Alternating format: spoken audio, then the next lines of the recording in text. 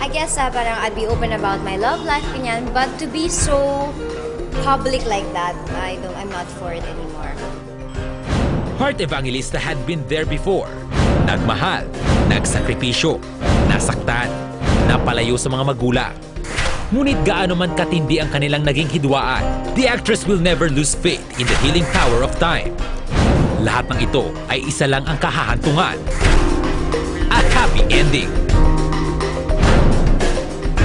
Muling nagkita ang mag-amang labis na nangulila sa isa't isa.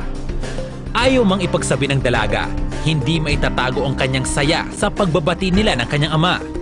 Hindi mo mabibili yun talaga. Hindi mo mabayaran yung saya niya doon. Hindi mo mabibili ang pagmamahal ng isang tatay. Talagang yung feeling na, hindi, because daddy's girl ako.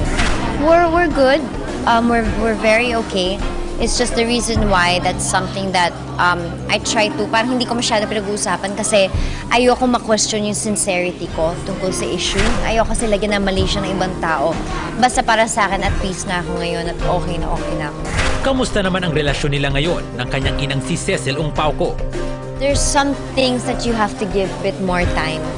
It's better that way. Daddy ko naman kasi super duper close talaga kami nun. On a different level kami nun eh. So, yun. But everything, it'll all fall into place. I'm busy doing the TV show in Genesis for GMA.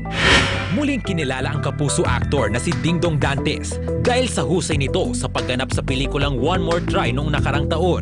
Noong Huwebes, August 29, tinanghal si Dingdong na pinakamahusay na aktor sa 11th Gawad Tanglao na ginanap sa Colegio de San Juan de Letran sa Calamba City, Laguna.